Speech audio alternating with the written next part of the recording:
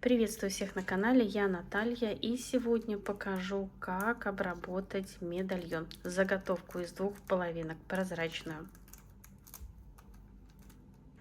Для сегодняшней работы я буду использовать заготовку из двух половинок, и диаметр заготовки у меня 7 сантиметров.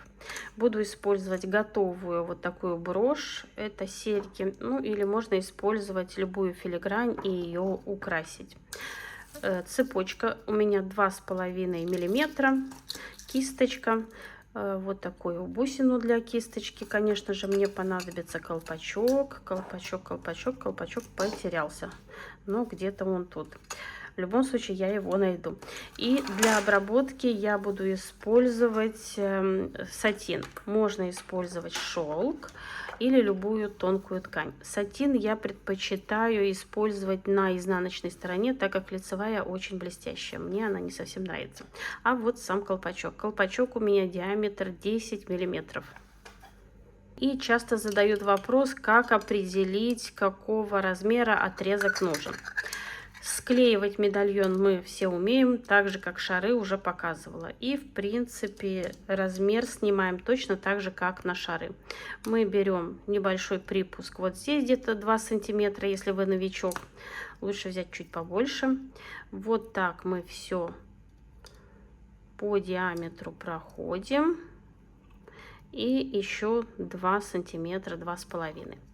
И вот этот отрезок у нас получается это 25 на 25 сантиметров. Отрезок нужен нам для заготовки 7 сантиметров. У меня отрезок побольше, так как у меня уже подрезаны под шары, я буду использовать его. Беру свой отрезок ткани, как я уже говорила, я использую изнаночную сторону на лицевой. Беру медальон, обязательно просматриваем, чтобы не было никаких волосинок от клея, иначе это все будет видно.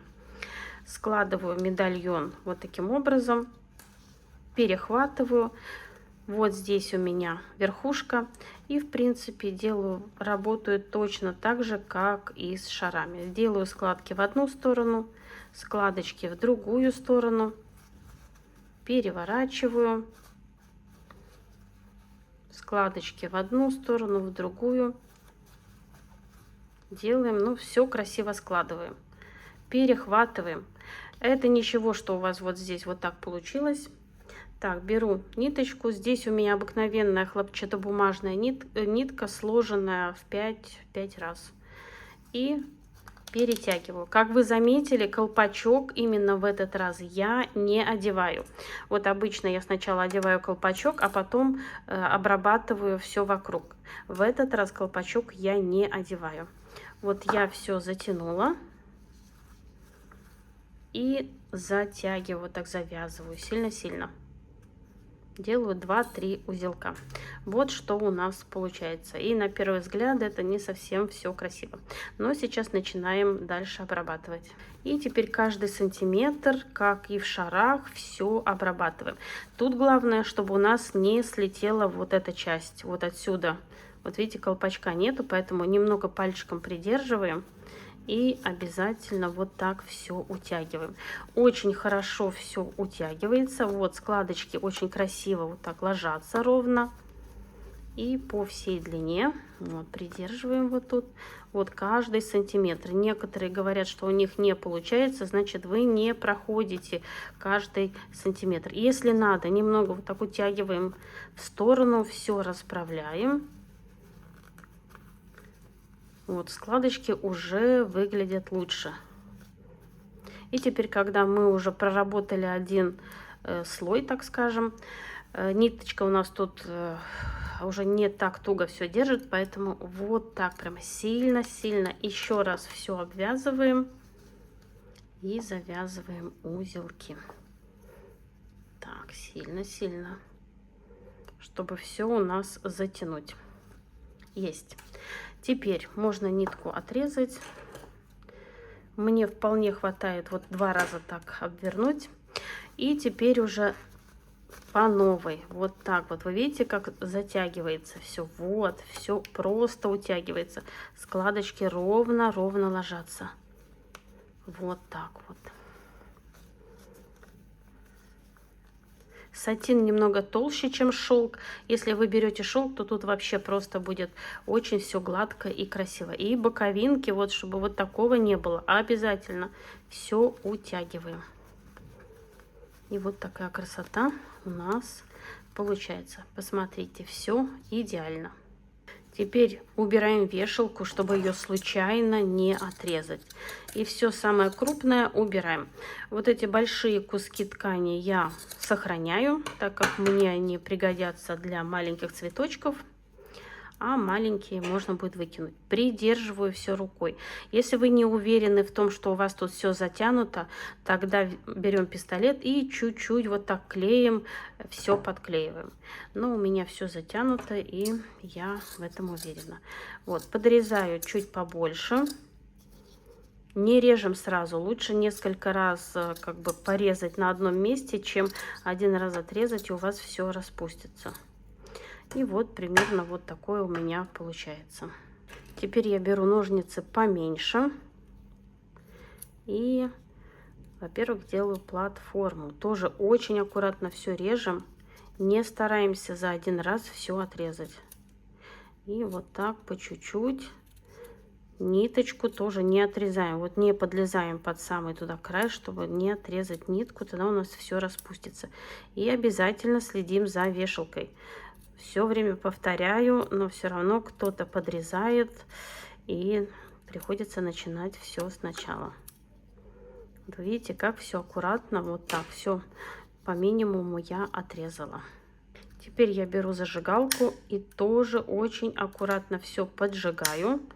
Следим за вешалкой. Здесь колпачка нету, поэтому обязательно ее отворачиваем пальчиком. И все прижимаю.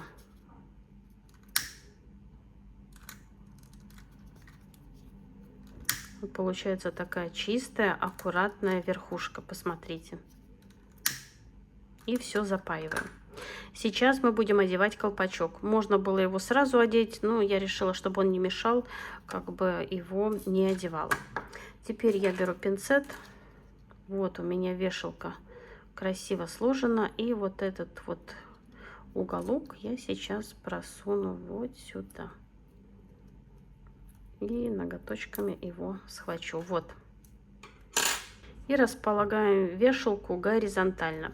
Я немного вот так открою вот этот колпачок, потому что я нанесу клей вот сюда. И затем я просто колпачок вот сверху одену и зажму.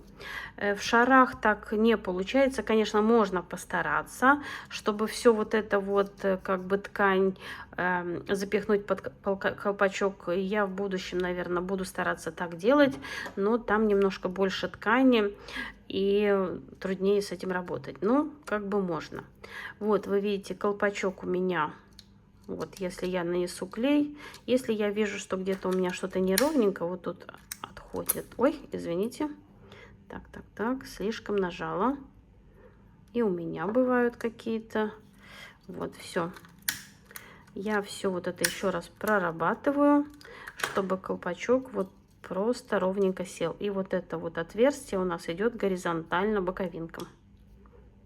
И пока у меня нагревается пистолет, расскажу про бантик. Для бантика я использую ленту белую 1,5 сантиметра и шаблон 8 сантиметров. Так, вот шаблон мы берем 8 сантиметров. Я беру любимую иголку. Это у меня бисерная иголка и вот этот одеватель для нитки. Очень удобно. Вот таким образом. И все, нитка у нас оделась. И я беру свой шаблон. Так, этот шаблон большой не нашла, только 7 сантиметров. У меня вот остался из моих старых запасов сделанный. Вот так проворачиваю ленту. Вот таким образом складываю. Здесь буквально 5 миллиметров, чтобы отходили вот эти края. Беру иголку и прошиваю. Здесь главный момент, чтобы вот это вот, вот здесь, где у нас перекрещиваются ленты, чтобы они были перекрыты вот сверху ниткой. Если это не будет, то просто вот эти краешки будут торчать. Снимаю шаблон и Вот так пальчиками затягиваю и делаю узелок. Так, все зацепилось. И, конечно, бантик надо перекрыть лентой 5 миллиметров.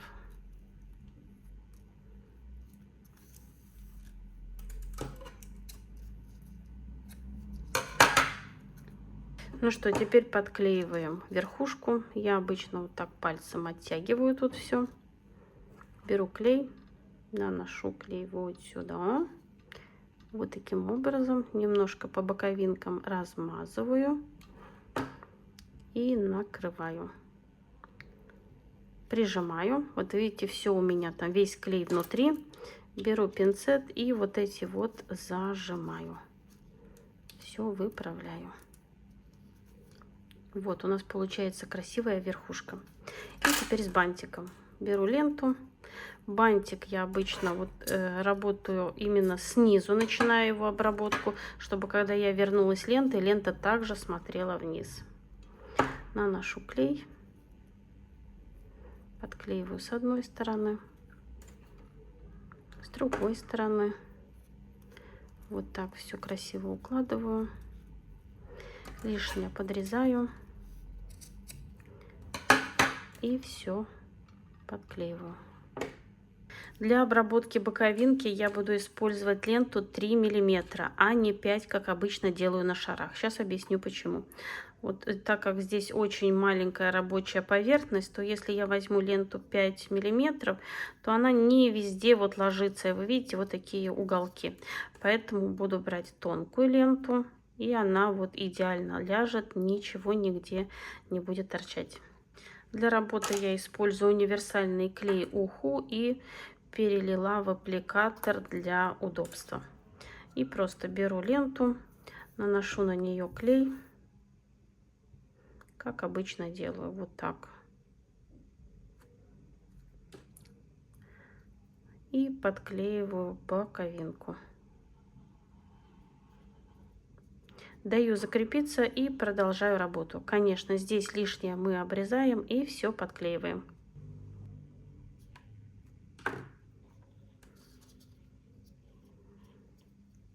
Подклеиваем под натяжением и следим, чтобы у нас все было ровно. Для декора я буду использовать кисточку. И чтобы украсить кисточку, также мне понадобится бусина.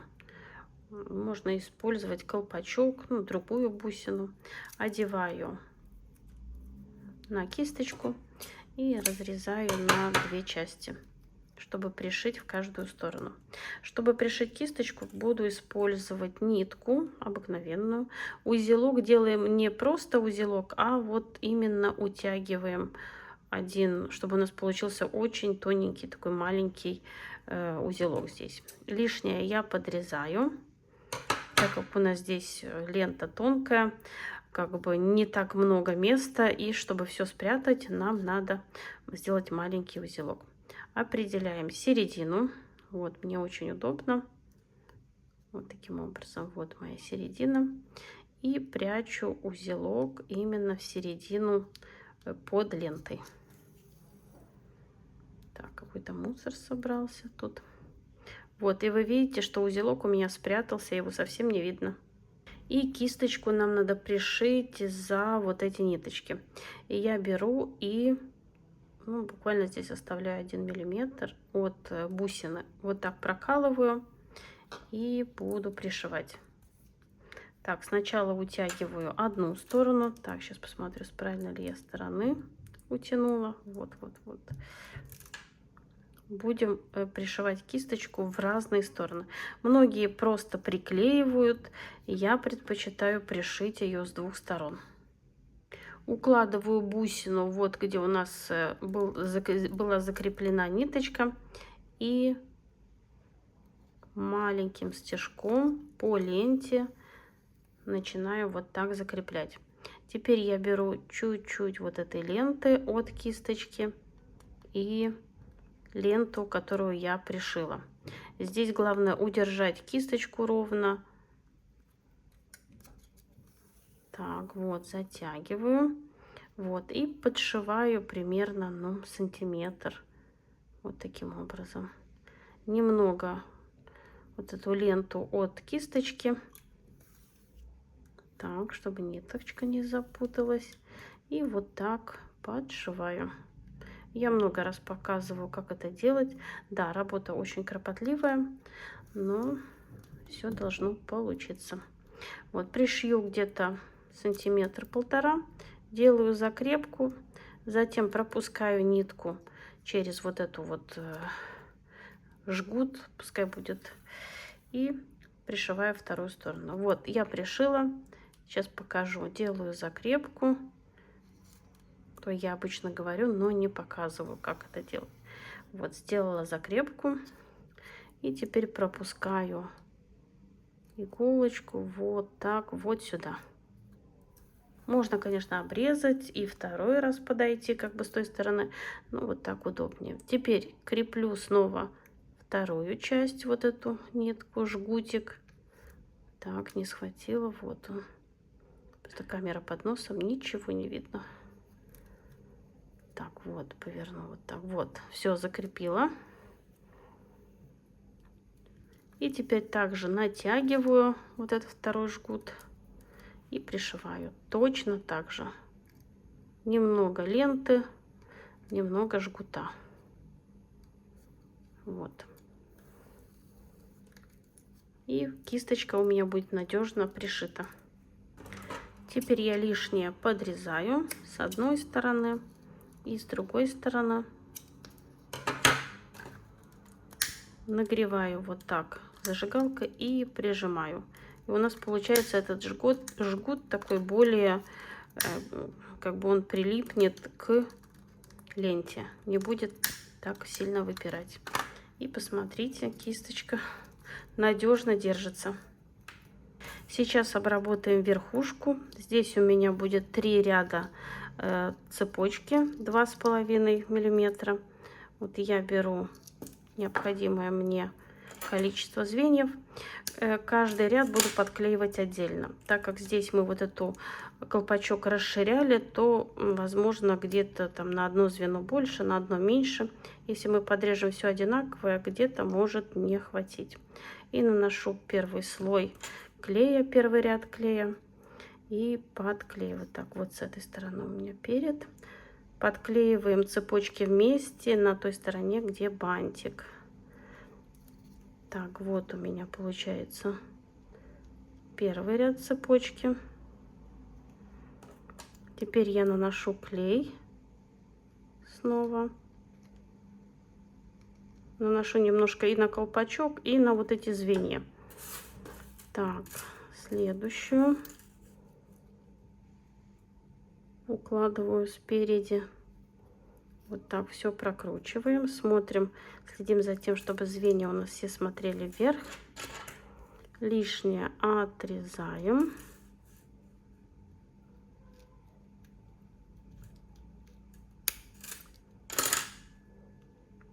Пока все свежее, потом можно будет все поправить. Так, и третий ряд. Тоже на звенья чуть-чуть и на сам колпачок. Чтобы у нас все склеилось и к колпачку, и между собой. И третий ряд. Так, вот. Укладываем. Вот таким образом. И лишнее подрезаем.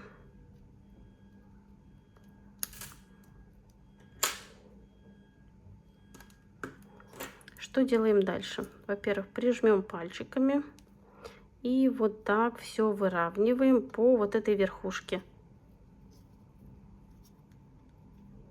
чтобы все было ровненько. Вот, посмотрите, что получается. Все у нас идеально. Верхушка у меня подклеилась, будем декорировать боковинки. Тот же клей беру, универсальное ухо, и наношу на вот эту ленту. Я, в принципе, наношу полностью на ленту, потому что лента у меня 3 миллиметра, ну, чуть-чуть больше, а вот эти вот цепочки у меня 4 миллиметра, поэтому как бы все закрывается.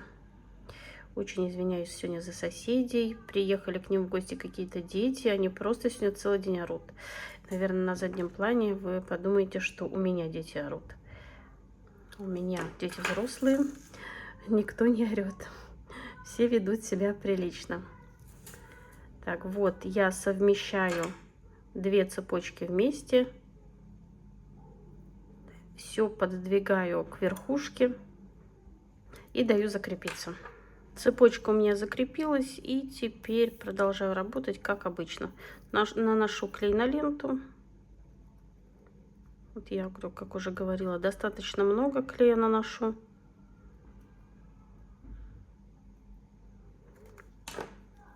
Совмещаю цепочки. И все вот так пальчиком пододвигаю. Лишнее, вот я подхожу к кисточке. Кисточку можно обогнуть с 2 сторон, но сейчас, когда у меня бусина, так как она туда-сюда, как бы, можно сказать, шатается, я вплотную к кисточке подрезаю стразовую цепочку и вот так вот подклею. Так, лучше показать. Также наношу клей. Вот здесь, где у меня кисточка пришита, очень хорошо все промазываю. Можно так сказать, с 2 сторон все. И все буду вот так укладываю с одной стороны. С другой стороны все совмещаем. Следим за тем, чтобы у нас все было ровненько. И вот здесь, вот видите, вплотную чуть-чуть пододвигаем. Вот, и кисточка у нас свободно будет вот так болтаться. И также обрабатываем вторую сторону. И пока у меня закрепляются бока, я оформлю верхушку. Буду использовать кристалл. Почему использую разный клей? Разный клей по-разному себя ведет. Уху быстрее высыхает, а кристалл, как бы вот я наношу его, он дольше, более такой липкий, и мне удобнее клеить стразы, не надо 2 раза клей наносить. И у меня это 20 номер, идеально подходит мне по размеру. И вот я вот именно вот так украшаю верхушку. Укладываю все стразы по диаметру. И вот сюда в середину подклею 2 страза с каждой стороны, такие поменьше, чтобы полностью заполнить все внутри, чтобы блестело, чтобы не было видно пустоты. Так, вот тут еще одно маленькое, не хочет переворачиваться. Вот. Все поправляю, и вот что получается. Определяемся с тем, где у нас будет лицевая сторона, и по лицевой стороне я пускаю вот еще одну полоску страз. Вот у меня боковинка, и сейчас наношу клей и на боковинку, и немного на ткань, совсем немного, и подклеиваю. Вот стразы теперь у меня смотрят вперед. Все, конечно, совмещаю, немного натягиваю, чтобы стразы ровно ложились, и подклеиваю по всему диаметру. Здесь ничего не подрезаю. И вот получается вот так все аккуратно и красиво. Именно на медальонах вот эти боковинки как бы нужно украшать, чтобы они хорошо смотрелись. Вот я дошла до кисточки, просто наношу клей и продолжаю подклеивать вот вторую сторону. Вот таким образом.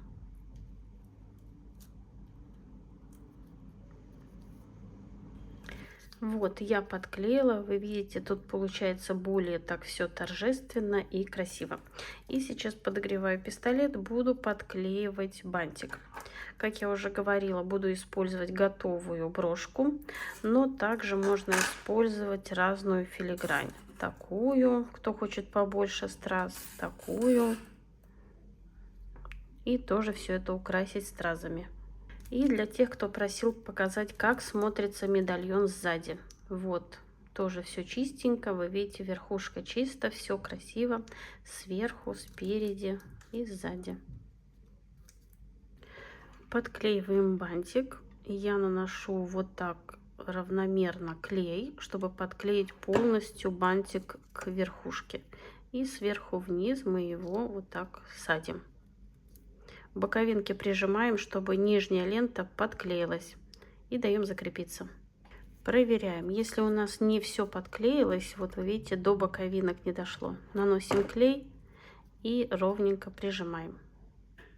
Брошку я буду пришивать. И пришивать буду, закреплю вот за вот эти отверстия здесь, за бантик и за ткань вот здесь. И первым делом я прячу узелок под бантик. Так, не получилось. Видно, там чуть-чуть клея и мешает. Прячем узелок. Теперь я беру свою брошку. Вот таким образом провожу нитку. И вот здесь тоже закрепляю. Я нанесла клей, не надо было, на лицевую часть. Немного оставляю, вот не доходя до конца, и еще раз туда-сюда, чтобы закрепить брошку. И теперь все вот эти ниточки, 2 штуки, я затягиваю полностью. Вот, и у меня брошка очень хорошо будет там держаться. Прохожу ниткой еще раз, и сейчас покажу, как сделать узелок. Вот. Еще раз туда-сюда ниткой. 2 раза я обкручиваю. Держим вот нитку натянутую. Если вы оставите, узелок может получиться где-то сбоку. Поэтому вот таким образом. Так, сейчас у меня тут зацепилось. И получается узелок у меня прямо вот под брошкой. Лишнее подрезаю ниточку. Делаю еще один узелок. Лишнее убираем. И теперь мне надо пришить брошку вот здесь. Так, сейчас покажу, как это сделать. Также закрепляю нитку, чтобы не было видно. Теперь прохожу 1 раз,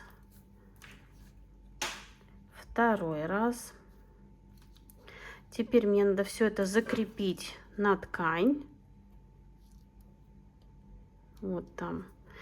Через брошку мы сразу не пройдем, поэтому мы закрепляем вот так на ткань. До конца не затягиваю, чтобы я могла еще раз пройти. Потому что если я затяну, я просто иголочку не просуну. Вот таким образом. Так, укладываем именно в положение, как у нас должно быть. Проходим через низ, через ткань. Вот таким образом. И сейчас будем делать узелок. Вот у меня уже все закреплено. Через ткань прохожу. 2 раза вот так обкручиваю. Утягиваю нитку вот сюда. И прохожу иголкой. И у нас получается узелок внизу. Все, нитка закреплена. И убираю лишнее. И вот получается все очень аккуратно. Многие говорят, что не надо пришивать, только приклеить, но я советую пришить. Нам осталось подрезать бантики. Подрезаем по чуть-чуть. Если вам кажется, что длинная, то еще по чуть-чуть. Но как я определяю? Обычно я оставляю, ну, примерно, вот где бантик заканчивается, примерно 1 сантиметр. Вот здесь мне еще чуть-чуть надо подрезать. Вот так. И сразу обжигаю. Вот одна сторона и вторая сторона. Так, сразу. Вот я вижу, что она чуть-чуть длиннее. Ну, вот примерно вот так.